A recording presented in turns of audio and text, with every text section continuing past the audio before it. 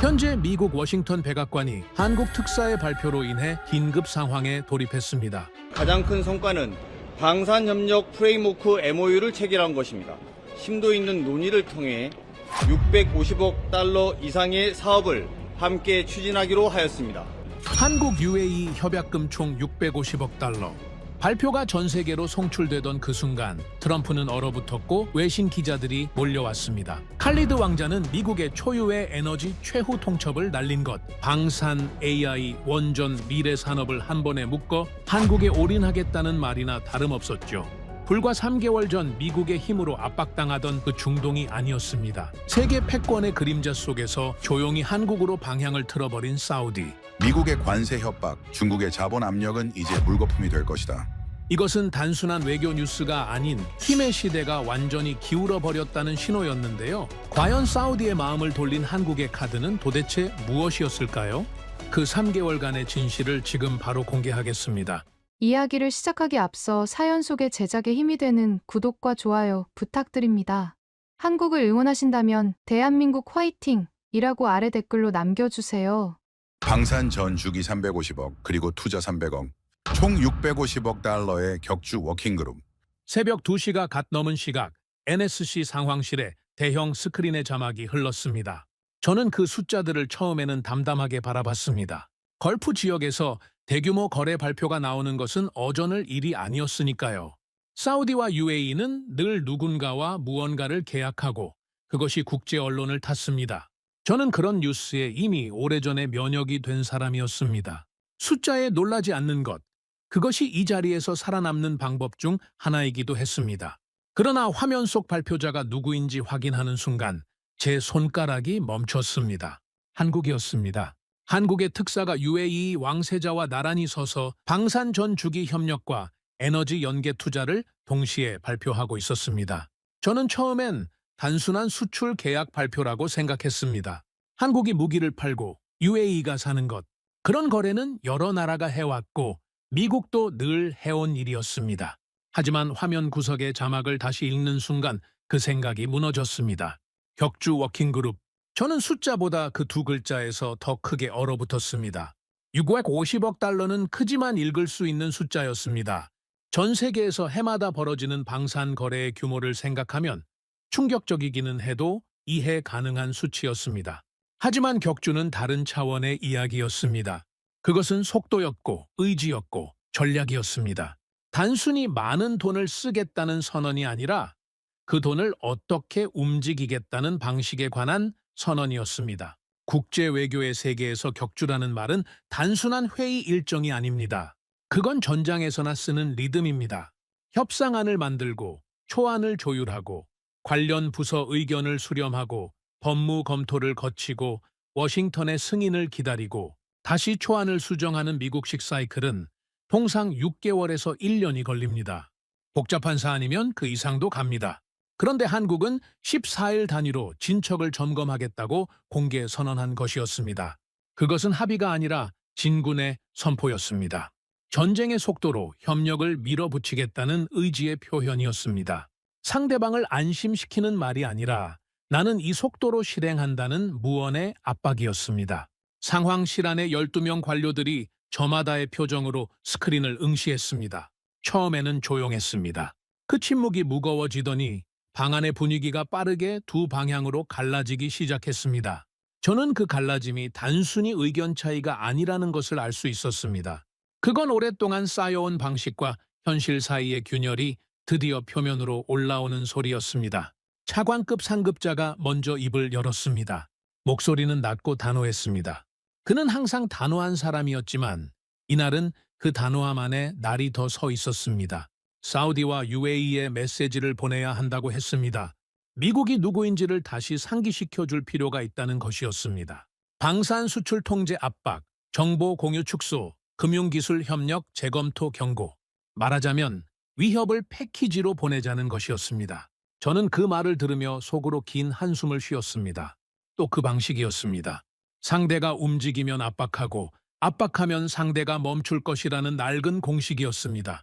저는 그 공식이 지금 이 상황에서는 역효과를 낼 것이라는 걸 현장 감각으로 알고 있었습니다.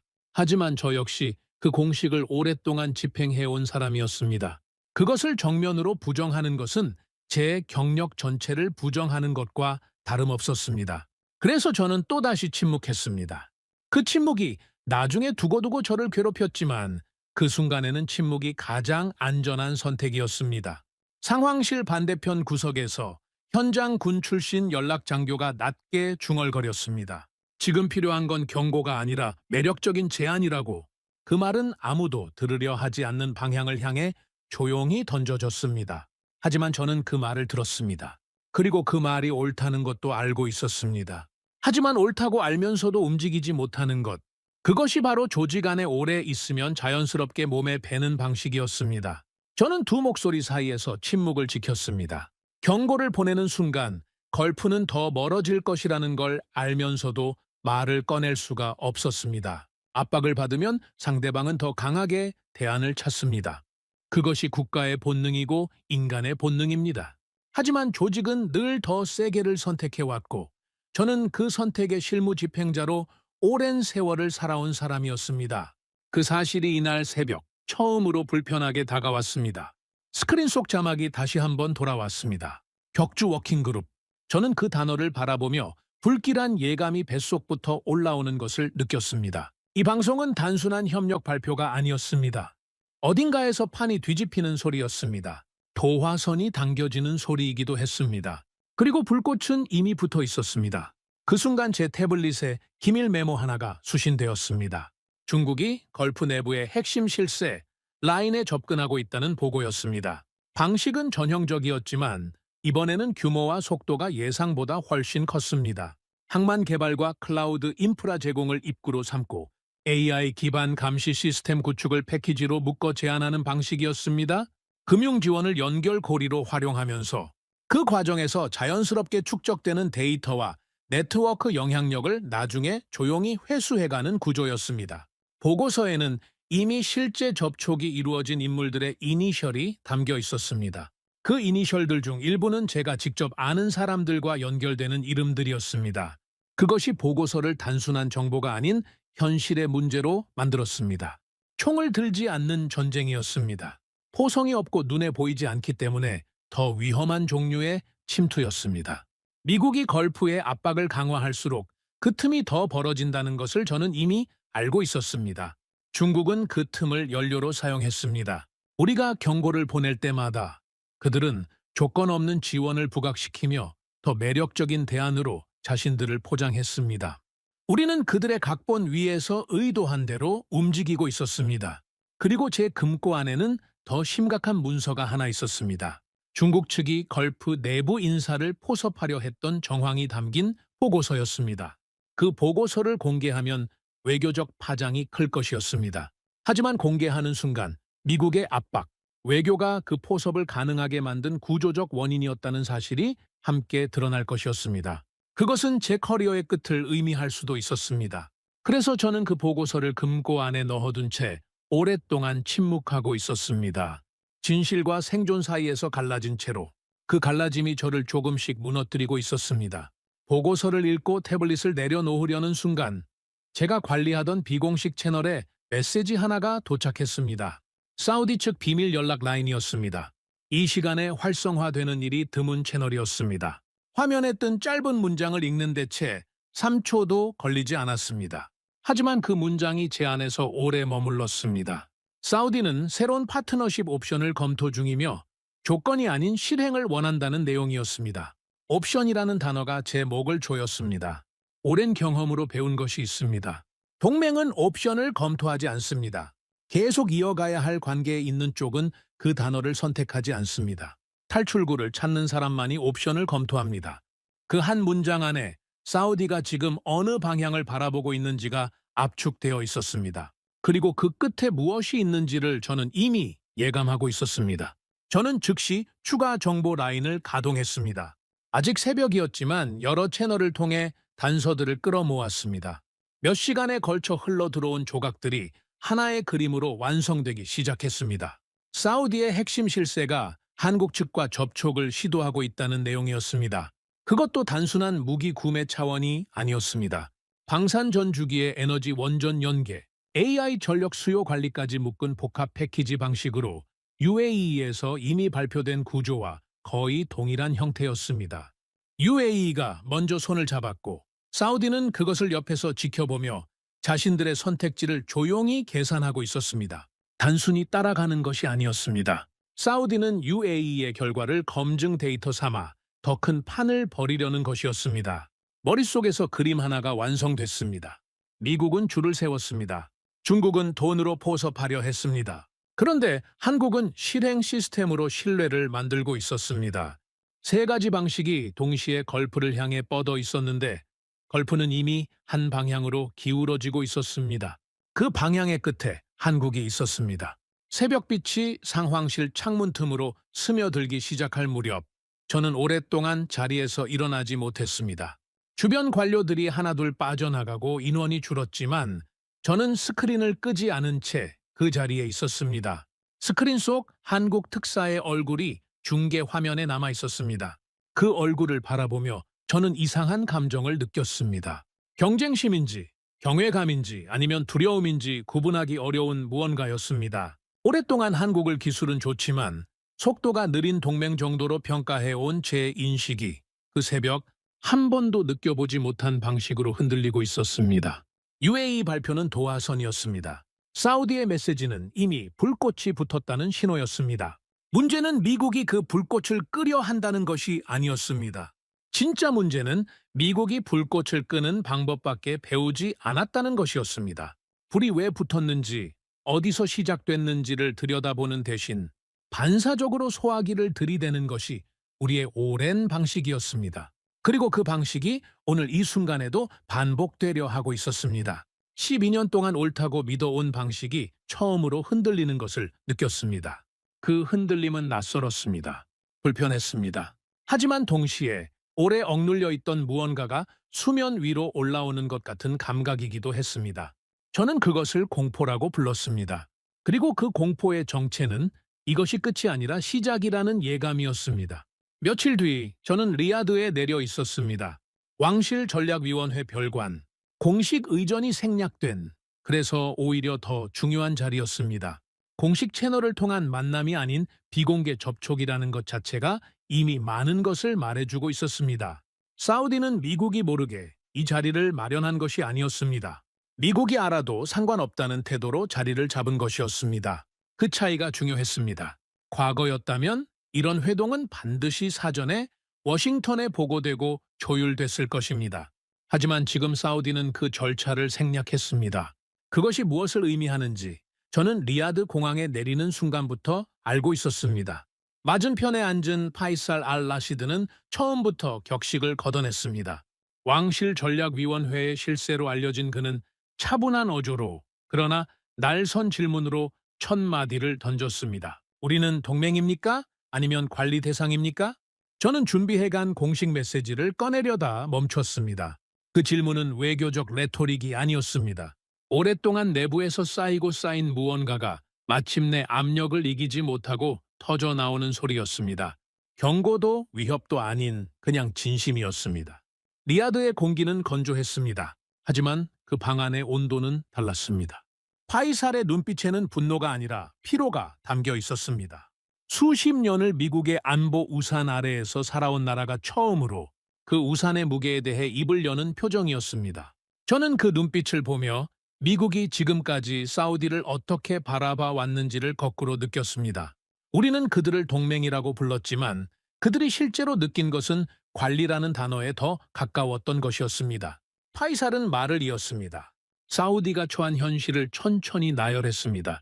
반복되는 미국의 안보 압박, 이란 변수로 인해 좀처럼 안정되지 않는 지역 정세, 넘시티를 포함한 대규모 국가 개혁 프로젝트의 자금 조달 압박, 그리고 에너지 전환 시대의 새로운 성장 동력을 찾아야 하는 구조적 과제, 그 모든 것들 앞에서 미국이 내놓은 것은 조건뿐이었다고 했습니다.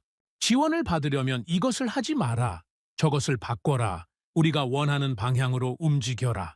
그것이 미국이 내민 패키지의 실체였다는 것이었습니다. 저는 반박할 말을 찾으려 했지만 찾지 못했습니다. 그것이 사실이었기 때문입니다. 바이살은 잠시 멈추더니 조심스럽게 한 장의 브리핑 자료를 책상 위에 올려놓았습니다. 의도적으로 제 시야에 들어오도록 각도를 맞춘 자료였습니다. 항만 확장 사업, AI 데이터 센터 구축, 디지털 통신, 인프라 현대화. 중국이 이미 공식 제안을 완료한 패키지였습니다. 금액은 크고 조건은 없었습니다. 속도는 더 빨랐습니다. 저는 그 자료를 보며 속이 서늘해졌습니다. 중국의 방식은 언제나 동일했습니다. 표면적으로는 조건이 없어 보이지만 실제로는 가장 강력한 조건이 뒤에 숨어 있습니다. 인프라를 깔아주고 그 인프라 위에서 흐르는 모든 정보를 자국 서버로 흘려보냅니다. 항만이 연결되면 물류 데이터가 통신망이 깔리면 내부 소통이 AI 시스템이 들어오면 국가 운영의 핵심 데이터가 모두 노출됩니다. 한번 엮이면 빠져나오기 어려운 구조입니다. 조건이 없어 보이는 것이 가장 무서운 조건인 셈이었습니다. 그리고 그것은 사우디도 알고 있었습니다. 파이살이 담담하게 말했습니다. 우리는 종속은 원치 않는다고. 중국의 제안은 협상 테이블에서 활용할 지렛대일 뿐이며 그것이 진짜 출구는 아니라고. 그 말에는 솔직함과 동시에 경고가 담겨 있었습니다. 우리는 이 카드를 쥐고 있다. 하지만 쓰고 싶지는 않다. 더 나은 선택지를 원한다. 그 선택지를 당신들이 보여줄 수 있느냐는 물음이었습니다. 저는 직접 물었습니다.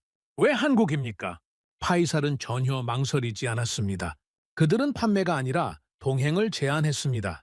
그 한 문장이 방 안의 공기를 바꿔놓았습니다. 파이살은 천천히 설명했습니다. 한국 측이 제시한 구조는 단순히 무기를 팔고 관계를 마무리 짓는 방식이 아니었습니다. 설계 단계에서부터 사우디 측 인력이 함께 참여하고 현지 기술자를 체계적으로 훈련시키고 유지보수 시스템을 현지에 이식하고 부품 공급망을 공동으로 구축하는 전 주기 협력이었습니다. 방산에서 끝나지 않았습니다. 원전 기반의 안정 전력을 장기 에너지 파트너십으로 연결하고 그 전력을 AI 데이터 센터에 폭증하는 수요와 이어붙이는 복합 구조였습니다. 단기 수출이 아니라 30년 단위의 국가 구조 재편을 함께 설계하겠다는 제안이었습니다. 저는 그 말을 들으며 이상한 감각이 올라오는 것을 느꼈습니다. 질투인지 경외인지 구분하기 어려운 무언가였습니다. 저는 오랫동안 한국을 기술은 좋지만 속도가 느린 동맹 정도로 평가해왔습니다. 미국의 파트너이드에 주도적인 역할을 하기에는 규모와 영향력이 부족한 나라라고 생각했습니다. 하지만 파이살의 입에서 나오는 한국의 모습은 전혀 달랐습니다. 그들은 빈틈을 찾아 들어오는 것이 아니라 새로운 판 자체를 설계하고 있었습니다. 그리고 파이살을 결정적으로 움직인 것이 따로 있었습니다. 한국 측은 격주 단위 실행 점검을 약속했다는 것이었습니다. 서류에 도장을 찍고 끝나는 합의가 아니라 14일마다 진척 상황을 공동으로 확인하겠다는 선언이었습니다. 사우디는 말이 아닌 속도를 원했고 한국은 속도를 일정표로 보여준 것이었습니다. 숫자가 아니라 달력이었습니다. 협약서가 아니라 실행 계획표였습니다. 저는 메모를 하고 있었습니다. 손이 자동으로 움직이고 있었습니다. 한국이 사우디에게 판 것은 무기가 아니었습니다. 30년 단위로 설계된 미래를 함께 만들어가겠다는 신뢰였습니다. 그리고 그 신뢰는 언어가 아니라 일정표로 표현됐습니다. 회의가 끝날 무렵 저는 워싱턴에 암호 통신을 보냈습니다. 현장에서 본 것을 그대로 보고했습니다. 사우디의 분위기가 예상보다 훨씬 더 진지하다는 것. 한국의 제안이 단순한 거래 협상이 아닌 구조 이식 차원으로 제시됐다는 것. 그리고 사우디는 이미 어느 정도 방향을 잡고 있다는 것을 상급자의 목소리는 흔들리지 않았습니다. 한국은 우리 동맹인이 조율하면 된다고 했습니다. 사우디는 미국 없이 움직이지 못한다고 했습니다. 수십 년 동안 그렇게 살아온 관계인데 지금 흔들릴 리 없다고 했습니다. 그 목소리는 확신에 차 있었습니다. 하지만 저는 그 확신이 현실이 아니라 과거를 바라보고 있다는 것을 알 수 있었습니다. 저는 처음으로 정면으로 반박했습니다. 그건 10년 전 이야기입니다. 통신이 짧은 정적에 잠겼습니다. 상급자가 무슨 말을 할지 저는 예상하고 있었습니다. 그러나 그 정적이 길어지는 동안 저는 오히려 더 많은 것을 느꼈습니다.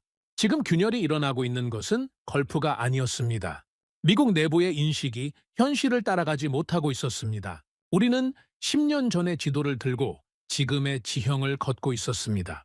그리고 그 오차가 이제 국가 전략의 실패로 이어지려 하고 있었습니다. 리야드를 떠나기 직전 파이살이 저를 따로 불렀습니다. 그는 아무 서두 없이 말했습니다. 곧 UAE와 한국의 다음 단계가 공식 발표될 것이라고. 그때 사우디도 선택을 공개할 것이라고. 그리고 그는 저를 똑바로 바라봤습니다. 시선을 피하지 않았습니다. 에단, 당신은 어느 편에 설 겁니까? 저는 대답하지 못했습니다. 처음으로 대답을 찾지 못한 것이 아니라 대답을 해선 안 된다는 느낌을 받았습니다. 그것은 조직에 대한 것이기도 했고 제 자신에 대한 것이기도 했습니다. 귀국 비행기 안에서 저는 창밖의 어두운 하늘을 오래 바라봤습니다. 어느 편에 설 것인가라는 질문이 계속 귓가를 맴돌았습니다. 저는 평생 미국이라는 편 위에 서 있었고 그것이 의심의 여지 없이 자연스러웠습니다. 그런데 그 질문 앞에서 처음으로 그 자연스러움이 단순한 습관이었는지 아니면 진짜 신념이었는지를 묻게 됐습니다. 조직이 정해준 편과 제가 옳다고 느끼는 방향 사이의 간격이 처음으로 의식됐습니다.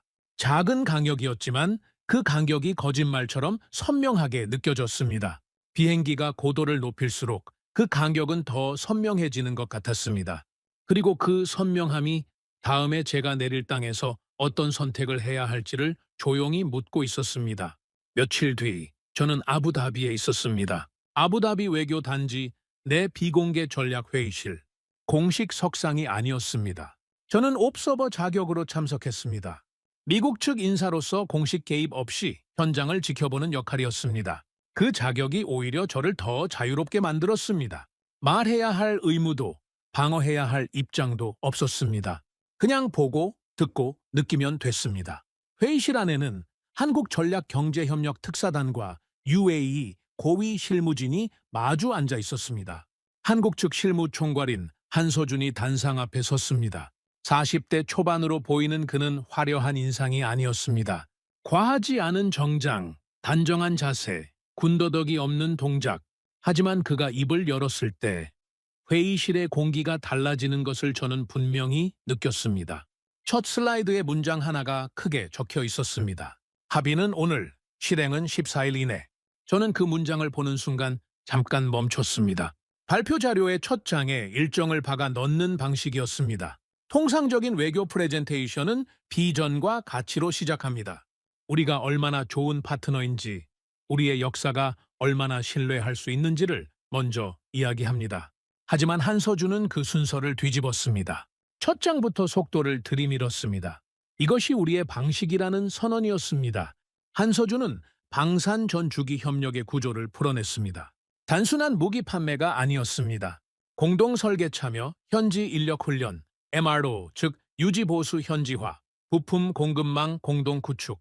그 구조는 한번 거래하고 끝나는 관계가 아니라 한국 기술자와 UAE 기술자가 함께 시스템을 운영하는 구조였습니다. 한국이 떠나도 UAE가 스스로 운영할 수 있게 만드는 구조였습니다. UAE 실무진에서 질문이 나왔습니다.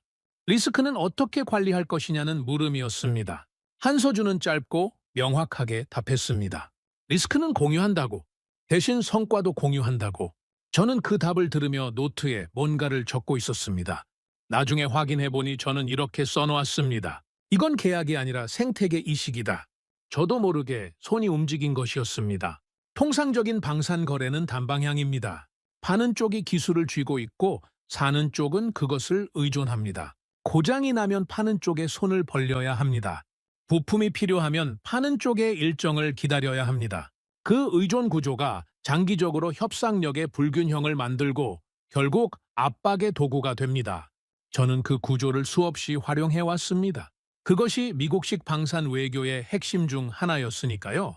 그런데 한국이 제시한 구조는 달랐습니다. 의존이 아니라 공동 운영이었습니다.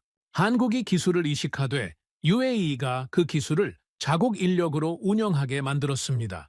그것은 단기적으로는 한국에 불리한 구조처럼 보일 수 있었습니다. 의존성을 낮추면 협상력도 낮아지는 것이 통상적인 논리이니까요. 하지만 저는 곧 그 논리가 틀렸다는 것을 깨달았습니다. 한국이 원하는 것은 협상력이 아니었습니다. 신뢰였습니다. 그리고 신뢰는 의존이 아니라 존중에서 나옵니다. 그것을 한국은 알고 있었습니다. 발표는 방산에서 멈추지 않았습니다. 한서준은 두 번째 챕터로 넘어갔습니다. AI와 에너지의 연결이었습니다.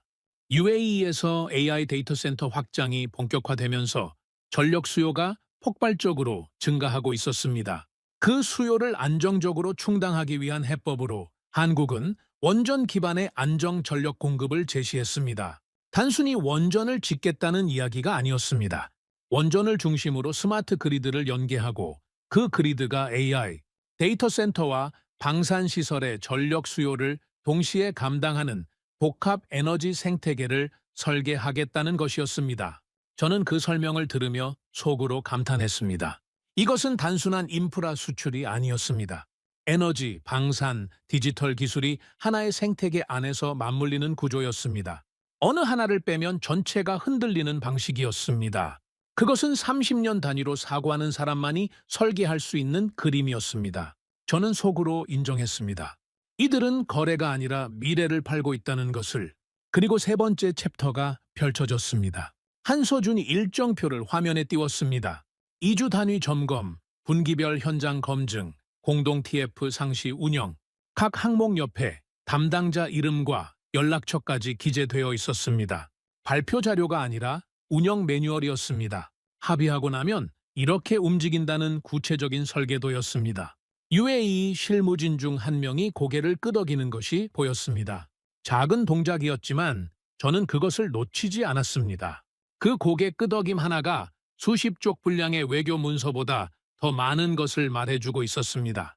저는 그 순간 깨달았습니다. 미국은 6개월을 검토했습니다. 중국은 돈을 먼저 쌓아놓고 기다립니다. 한국은 14일 안에 첫 결과물을 내놓겠다고 말합니다. 그리고 그 말을 일정표로 증명합니다. 세 나라가 같은 상대에게 접근하는 방식이 이렇게 달랐습니다. 그리고 결과가 어디로 기울지는 이미 보이고 있었습니다.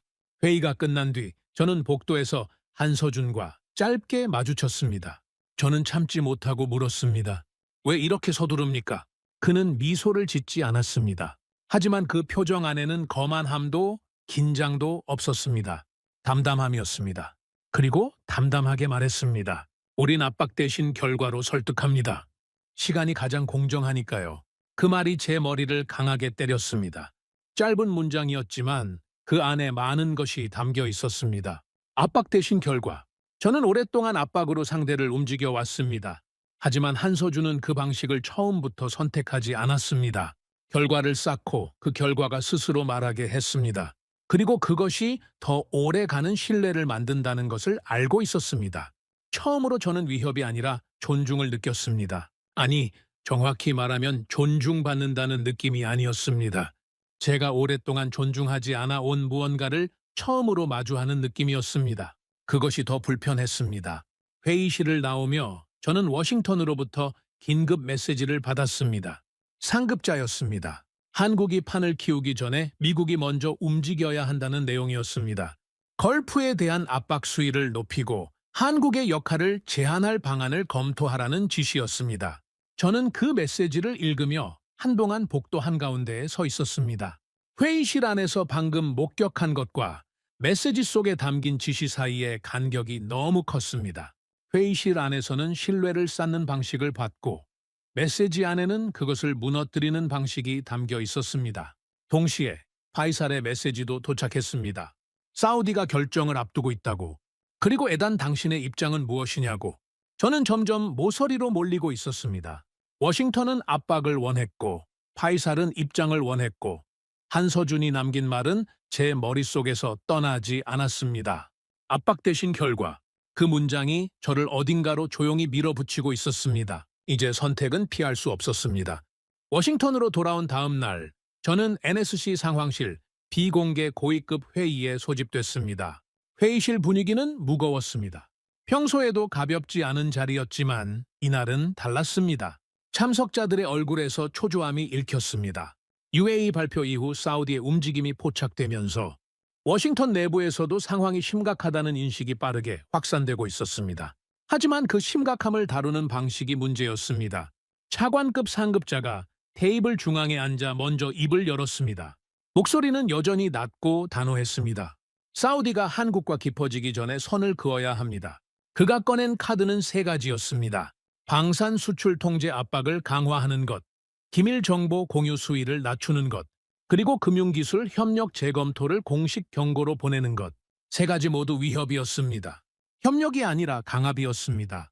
저는 그 말을 들으며 리야드 회의실에서 파이살이 했던 말을 떠올렸습니다. 우리는 동맹입니까? 아니면 관리 대상입니까? 그리고 지금 이 회의실에서 나오는 말들이 그 질문에 대한 정확한 답이 되고 있다는 것을 깨달았습니다. 우리는 사우디를 관리 대상으로 보고 있었습니다. 언제나 그래왔습니다. 그리고 그 사실을 사우디는 이미 오래전부터 알고 있었습니다. 동시에 입수된 정보가 회의 분위기를 더 어둡게 만들었습니다.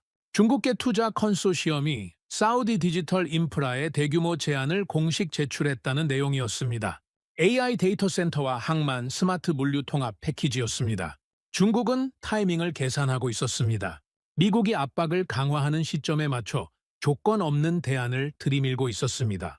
우리가 위협을 보내면 그들은 포옹을 내밀었습니다. 우리가 경고하면 그들은 지원을 약속했습니다. 저는 말했습니다. 우리가 압박을 강화할수록 중국에게 유리한 공간이 생깁니다. 회의실이 잠시 조용해졌습니다. 그러나 그 침묵은 제 말을 듣는 침묵이 아니었습니다. 불편한 말을 처리하는 방법을 고르는 침묵이었습니다. 상급자가 짧게 답했습니다. 한국 변수를 통제하는 것이 먼저입니다.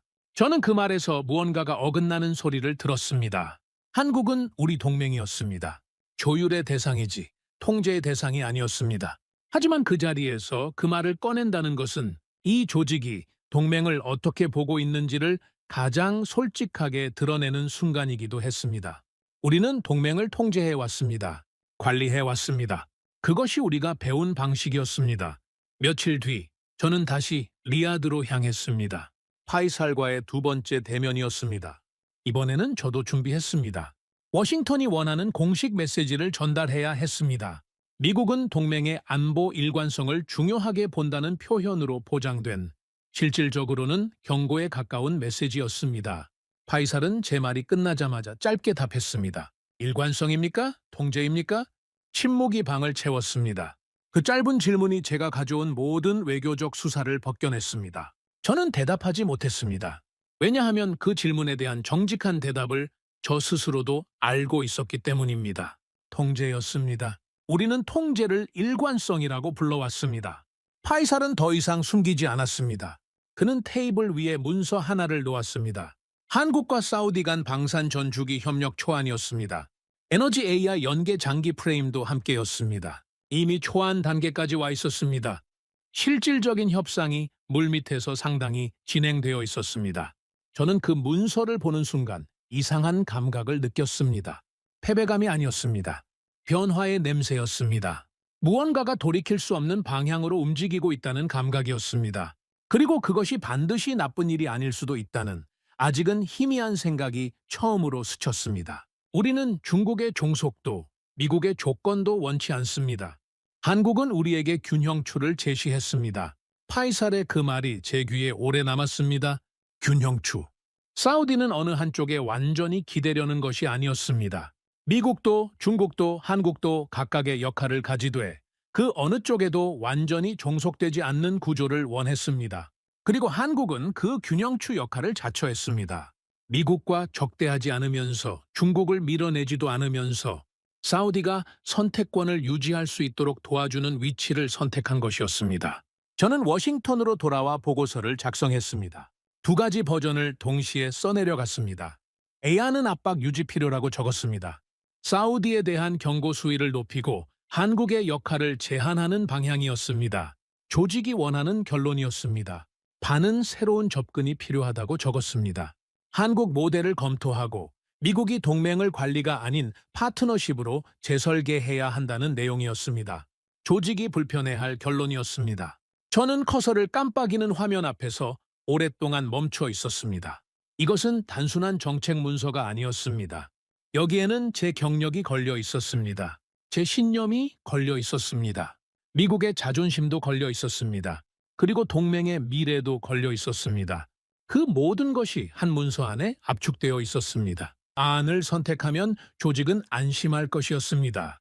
저는 살아남을 것이었습니다. 하지만 걸프는 더 멀어질 것이었습니다. 중국은 더 깊이 파고들 것이었습니다.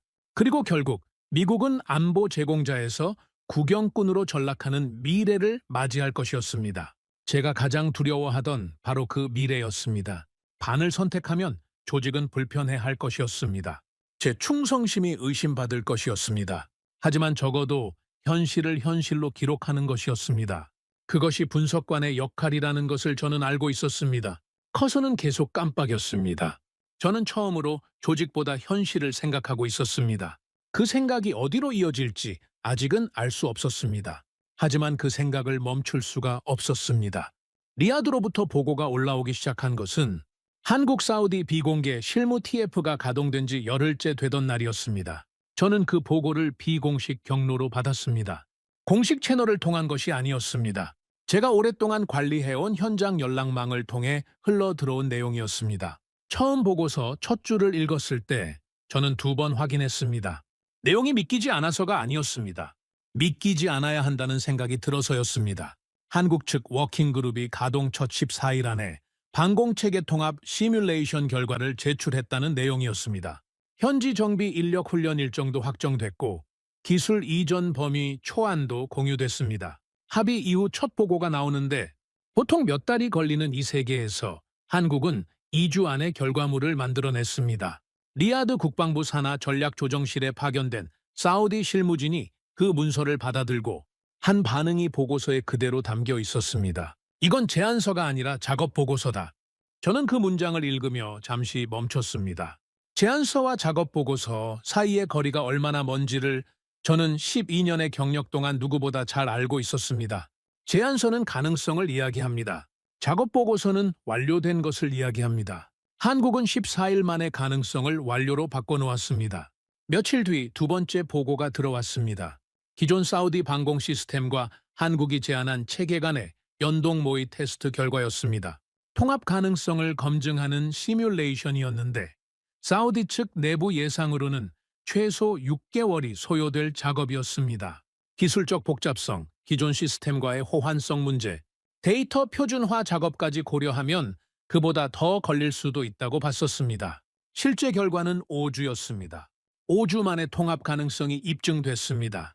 사우디군 내부 보고서에 올라간 평가 문구는 짧고 명확했습니다. 운용 가능하며 예상보다 빠르다.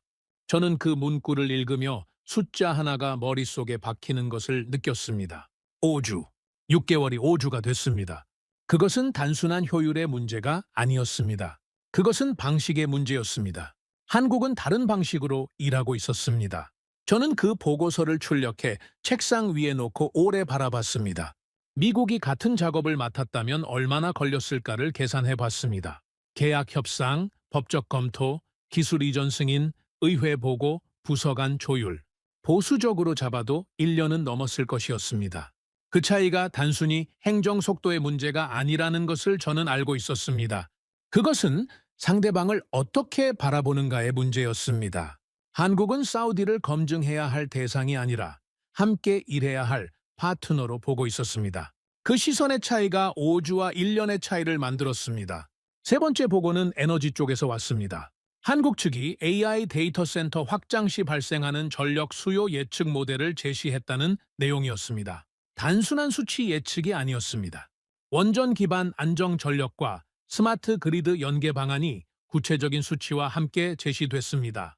어느 시점에 얼마나 많은 전력이 필요하고 그것을 어떤 구조로 공급하며 수요가 급증할 때의 대응 메커니즘이 무엇인지까지 설계된 모델이었습니다. 사우디 에너지 라인에서 관심이 올라오기 시작했다는 보고가 함께 들어왔습니다. 방산협력의 카운터파트가 아닌 에너지부 실무진이 한국 측 자료를 자체 검토하기 시작했다는 내용이었습니다. 그것이 무엇을 의미하는지는 명확했습니다. 협력의 범위가 방산을 넘어 국가 에너지 전략 전체로 확장되고 있었습니다. 저는 그 순간 깨달았습니다.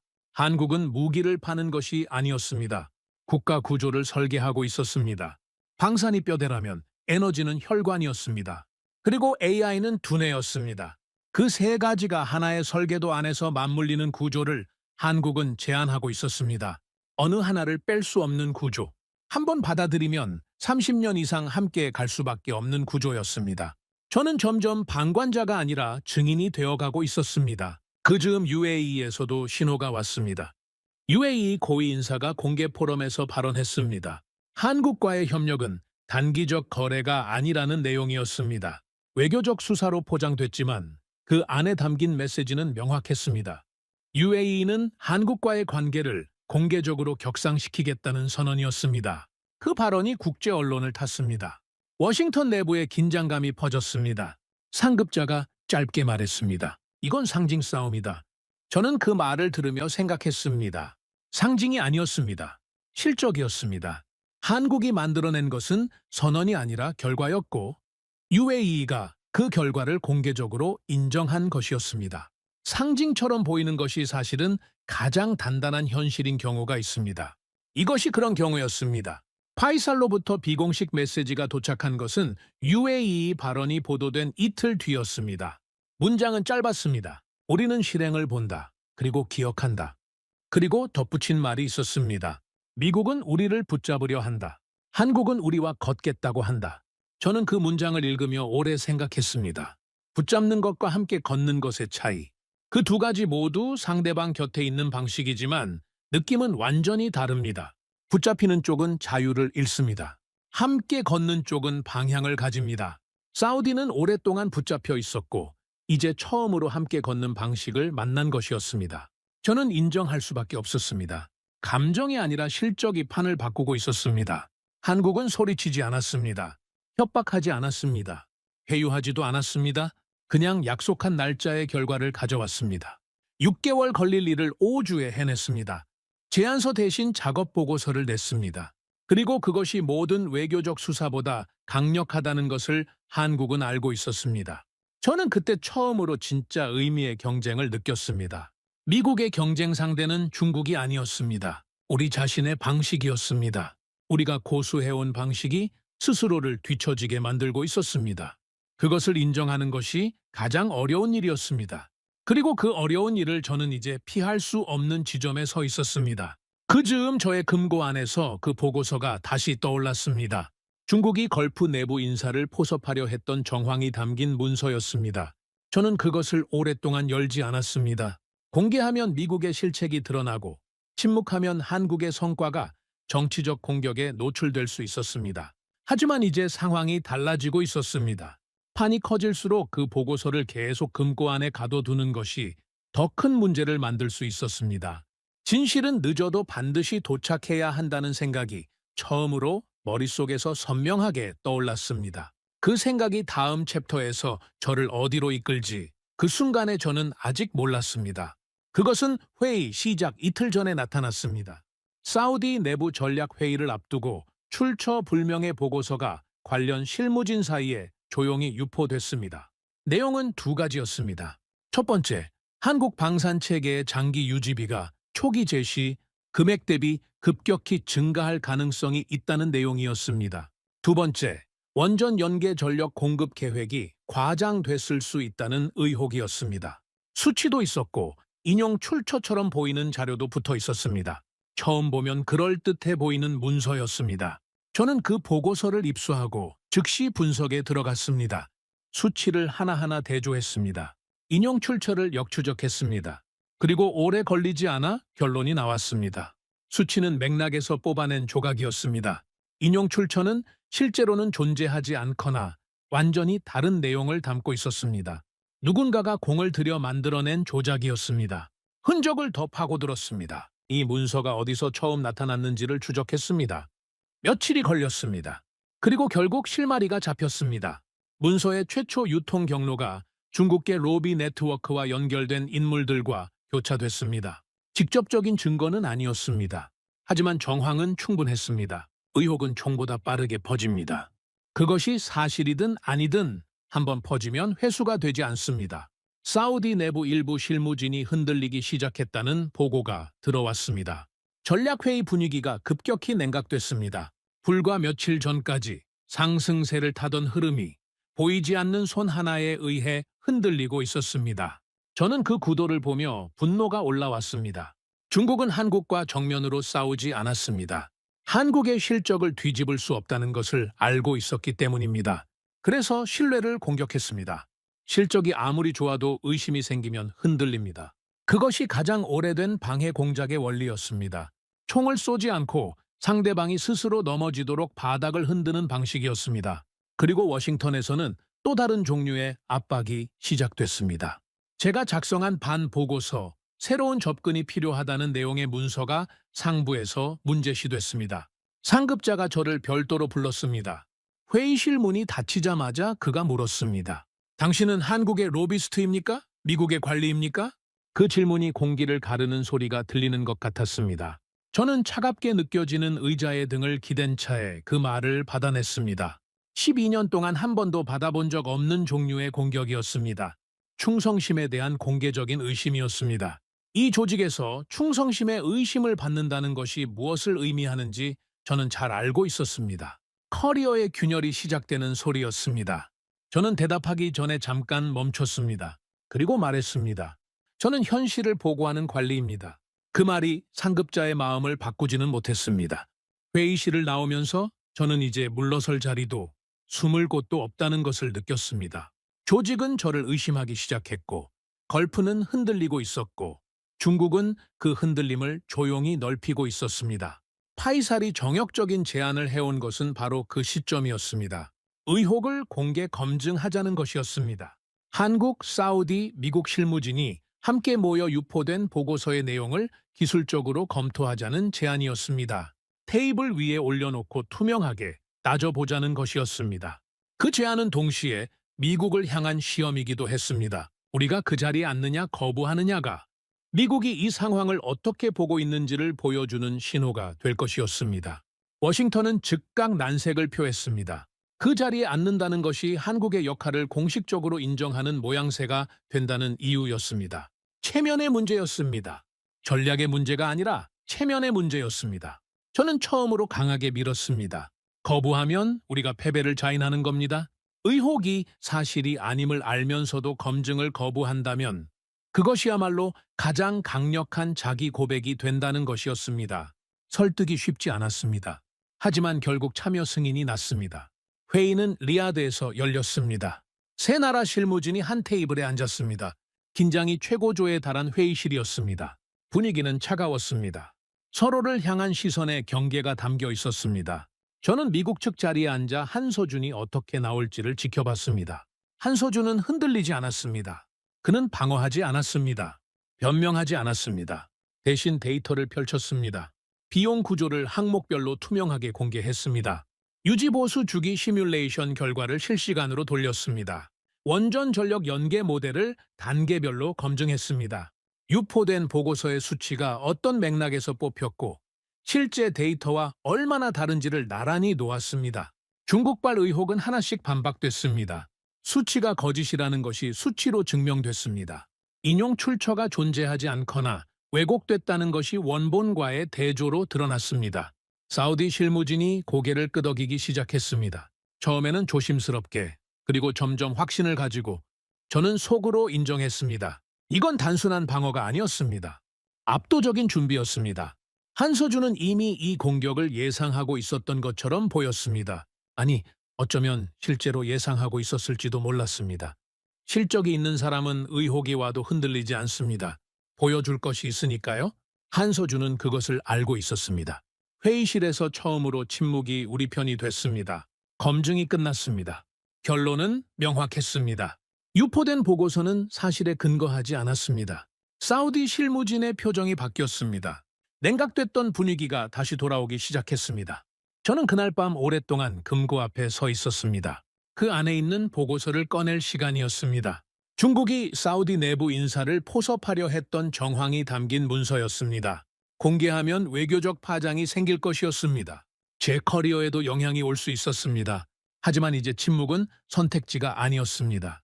한서준이 투명하게 데이터를 꺼낸 것처럼 저도 꺼내야 할 것이 있었습니다. 그것이 조직의 논리가 아니라 현실을 위한 선택이었습니다. 저는 진실이 늦어도 반드시 도착해야 한다는 것을 오래전부터 알고 있었습니다. 다만 그 도착을 제가 직접 이끌 용기가 없었을 뿐이었습니다.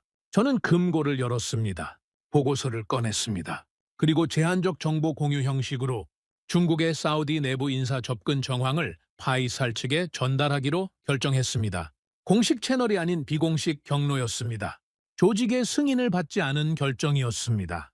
그것이 무엇을 의미하는지를 저는 알고 있었습니다. 그날 저는 처음으로 커리어보다 신뢰를 선택했습니다. 그 선택이 옳은지 그른지는 아직 알 수 없었습니다. 하지만 침묵이 틀렸다는 것만큼은 분명히 알고 있었습니다. 틀린 것을 멈추는 것, 그것이 옳은 것을 시작하는 첫 번째 방식이라는 것을 저는 이제 믿기 시작했습니다. 리야드 왕실 고위 안보경제 합동 회의실에 들어서는 순간 저는 공기가 다르다는 것을 느꼈습니다. 평소의 외교 회의에는 특유의 온도가 있습니다. 조심스럽고 계산적이며 모든 말이 두 겹, 세 겹으로 포장됩니다. 그런데 이날은 달랐습니다. 포장이 없었습니다. 방 안의 모든 사람이 이미 결론을 향해 수렴하고 있다는 것을 느낄 수 있었습니다. 오늘은 논의하는 날이 아니었습니다. 선택을 확정하는 날이었습니다. 참석자는 사우디 왕실 전략위원회, 국방라인, 에너지라인, 투자청 핵심 인사들이었습니다. 한자리에 이 라인들이 동시에 모인다는 것 자체가 이미 신호였습니다. 방산만의 문제가 아니라는 것, 국가, 전략 차원의 결정이 이루어진다는 것을 그 구성원 명단이 말해주고 있었습니다. 저는 공식 참관인 자격으로 한쪽 구석에 앉아 있었습니다. 발언권은 없었습니다. 다만 목격할 수는 있었습니다. 파이사리 회의 말미에 최종 발언을 맡았습니다. 그는 서두르지 않았습니다. 자료를 펼치지도 않았습니다. 그냥 앉은 채로 방 안의 모든 사람을 천천히 바라보며 말했습니다. 우리는 통제도 원하지 않고 종속도 원하지 않는다고. 우리가 원하는 것은 동행이라고. 그 말이 회의실 안에서 오래 머물렀습니다. 동행이라는 단어는 단순해 보이지만 그 안에 모든 것이 담겨 있었습니다. 미국이 오랫동안 제공한 것은 보호였습니다. 중국이 제안한 것은 투자였습니다. 그런데 사우디가 원하는 것은 그 어느 것도 아니었습니다. 함께 걷는 것이었습니다. 방향을 스스로 정하되 그 길을 혼자 걷지 않아도 되는 관계였습니다. 그리고 한국이 제시한 것이 정확히 그것이었습니다. 회의 분위기를 결정적으로 밀어붙인 것은 실무진의 보고였습니다. 한국 측이 이미 1단계 실행에 착수 가능한 상태라는 내용이었습니다. 말이 아니었습니다. 인원이 준비됐고 장비가 준비됐고 일정표가 준비됐습니다. 합의만 되면 그날부터 움직일 수 있는 상태였습니다. 보통의 협상에서 합의 이후 실행 준비에 들어가는 것과는 순서가 달랐습니다. 한국은 합의 전에 이미 실행 준비를 마쳐놓고 있었습니다. 그 보고가 결정적이었습니다. 회의실 안에서 고개를 끄덕이는 움직임이 퍼졌습니다. 말이 없었습니다. 필요하지 않았습니다. 이미 모든 것이 말해진 뒤였습니다. 투표도 없었습니다. 선언도 없었습니다. 그냥 공기가 바뀌었습니다. 그리고 그 공기의 변화가 결론이었습니다. 조건부가 아닌 실행을 전제로 한 합의가 승인됐습니다. 결정의 순간은 의외로 조용했습니다. 저는 그 조용함 안에서 오히려 더 많은 것을 느꼈습니다. 커다란 역사적 전환점이 반드시 폭발적인 방식으로 오는 것은 아니라는 것을, 가장 조용한 방에서 가장 고요한 순간에 세상이 달라지는 결정이 내려질 수 있다는 것을 저는 그 조용한 결정을 목격하고 있었습니다. 공식 발표는 그로부터 사흘 뒤에 나왔습니다. 사우디 한국 공동협력 프레임 발표였습니다. 방산 전주기 협력, 에너지 AI 연계 전략, 장기 기술 산업 파트너십, 세 가지 축이 동시에 선언됐습니다. 발표 직후 국제 언론이 일제히 속보를 냈습니다. 걸프 전략 균형 이동, 한국 중동 핵심 파트너로 부상, 헤드라인들이 서로 경쟁하듯 쏟아졌습니다. 저는 워싱턴 상황실에서 그 보도들을 보고 있었습니다. 방 안이 조용했습니다. 발표 직전까지만 해도 웅성거리던 사람들이 일제히 말을 잃었습니다. 누군가는 분노했고, 누군가는 허탈해했고, 누군가는 아무 표정도 짓지 않았습니다. 상급자들은 말을 아꼈습니다. 그 침묵이 오히려 더 많은 것을 말해주고 있었습니다. 저를 향한 조치는 보류 상태였습니다. 충성심 의심, 비안 보고서 논란, 비공식 정보 공유 결정, 그 모든 것들이 아직 결론 나지 않은 차에 공중에 떠 있었습니다. 저는 그 불확실함을 알고 있었지만 이상하게도 두렵지 않았습니다. 아니, 두려움이 없는 것이 아니었습니다. 두려움보다 더 강한 무언가가 그 자리를 채우고 있었습니다. 상급자 중 한 명이 낮게 말했습니다. 우리는 재조정이 필요하다. 그 말이 처음으로 현실을 인정하는 소리처럼 들렸습니다. 분노가 아니었습니다. 방어가 아니었습니다. 인정이었습니다. 12년 동안 제가 한 번도 들어보지 못한 종류의 인정이었습니다. 저는 그 말을 들으며 이 조직이 아직 살아있다는 것을 느꼈습니다. 인정할 수 있는 조직은 변할 수 있는 조직이었습니다. 발표 당일 저녁, 파이살이 저를 따로 불렀습니다. 공식 행사가 끝난 뒤였습니다. 사람들이 빠져나간 복도 한켠이었습니다. 그는 서류도 자료도 없이 그냥 서 있었습니다. 오래 알고 지낸 사람처럼 편안한 자세였습니다. 그리고 말했습니다. 에단, 우리는 미국을 떠난 것이 아니라고. 우리는 균형을 찾은 것이라고. 저는 그 말을 듣는 순간 뭔가가 풀리는 것을 느꼈습니다. 오랫동안 이것이 미국의 패배라는 프레임 안에서 생각해왔습니다. 하지만 파이살의 말이 그 프레임을 바꿨습니다. 사우디가 한국과 손을 잡은 것은 미국을 버린 것이 아니었습니다. 어느 하나에 완전히 기대지 않는 균형을 찾은 것이었습니다. 그리고 그 균형은 장기적으로 미국에도 나쁘지 않은 구도였습니다. 종속된 동맹은 언제든 무너지지만 선택한 동맹은 오래 갑니다. 파이살이 마지막으로 덧붙였습니다. 한국은 우리를 존중했습니다. 존중은 힘보다 오래 갑니다. 저는 그 말을 오래 들었습니다. 존중은 힘보다 오래 간다. 그것이 제가 12년 동안 배우지 못한 것이었습니다. 아니, 어쩌면 알고 있었지만 조직의 논리 안에서 선택하지 못한 것이었습니다. 한국은 그것을 선택했습니다. 그리고 그 선택이 이 결과를 만들었습니다. 저는 처음으로 패배감이 아닌 이해를 느꼈습니다. 사우디 한국 발표 이후 국제사회의 분위기가 달라지는 데는 오래 걸리지 않았습니다. 국제전략 분석 보고서들에서 새로운 표현들이 등장하기 시작했습니다. 전통적 안보 구도 재정렬, 중견 기술 강국의 영향력 확대. 몇 달 전까지만 해도 변방의 이야기였던 것들이 이제 주요 분석의 중심 언어가 됐습니다. 미국과 중국 모두 공식 분석 채널에서 예상 밖 변수라는 표현을 사용하기 시작했습니다. 그 예상 밖 변수의 이름은 한국이었습니다. UAE는 후속 협력 로드맵을 구체화했습니다. 사우디는 실행 단계에 본격 착수했습니다. 걸프 전체에서 한국이라는 이름이 새로운 방식으로 불리기 시작했습니다. 파트너, 동반자, 설계자, 단순한 수출국이 아닌 국가 구조를 함께 만드는 존재로 인식되기 시작했습니다. 저는 그 변화를 데이터로 추적하며 한 가지를 확인했습니다. 한국이 한 것은 기존 질서를 파괴하는 것이 아니었습니다. 기존 질서가 채우지 못한 빈틈을 채운 것이었습니다. 미국이 힘으로 세운 구도와 중국이 돈으로 파고든 구도 사이에 신뢰와 실행으로 만든 세 번째 공간이 생겨난 것이었습니다. 그 공간은 누군가를 밀어낸 것이 아니었습니다. 존재하지 않던 공간을 새로 만든 것이었습니다. 워싱턴 내부에서도 변화의 기류가 생겼습니다. 비공개 전략 검토 회의에서 새로운 기조가 처음으로 언급됐습니다. 압박 중심 접근의 한계를 인정하는 표현이었습니다. 파트너 주도형 모델을 검토해야 한다는 이야기도 나왔습니다. 몇 달 전이었다면 누군가의 커리어를 끝낼 수도 있는 발언들이었습니다. 하지만 이제는 회의실 안에서 받아들여지고 있었습니다. 재반 보고서가 재평가됐습니다. 공식적인 자리에서 호명된 것은 아니었습니다. 하지만 이후 여러 검토 문서에서 그 논지들이 다른 이름으로 등장하기 시작했습니다. 조직은 패배를 인정하는 방식으로 승자를 호명하지 않습니다. 대신 조용히 방향을 바꿉니다. 저는 그 방식을 오래 봐왔습니다. 그리고 이번에도 그 방식이 작동하고 있었습니다. 상급자가 저에게 짧게 말했습니다. 우리는 동맹을 관리하려 했고 한국은 동맹을 존중했습니다. 저는 조용히 고개를 숙였습니다. 그 말이 사과인지 인정인지 아니면 단순한 분석인지는 알 수 없었습니다. 하지만 그것이 무엇이든 그 말이 나왔다는 사실 자체가 중요했습니다.